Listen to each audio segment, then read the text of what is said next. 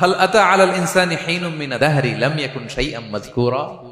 আল্লাহ বলেন একটা সময় ছিল উল্লেখ করার মতো তোমার কিছুই ছিল না। আজকে তো এত লম্বা চূড়া মানুষ, আমরা কিছুই ছিলাম না। আমার বর্তমানে বয়স চলে 36, 37। তা আজ থেকে 37 বছর আগে আমি কি ছিলাম? আমার অস্তিত্বই ছিল না, আমার কোনো নাম ছিল না, আমার কোনো গ্রাম ছিল না, আমার কোনো অ্যাড্রেস ছিল না, আমার কোনো পরিচিতি ছিল না। আজ থেকে আরো 37 বছর পরে একটু খেয়াল করেন তো, এখন তো 37, আরো 37 ধরেন বাঁচলাম। এরপরে আমি দুনিয়া, দুনিয়া থাকবে কিন্তু আমি নাই।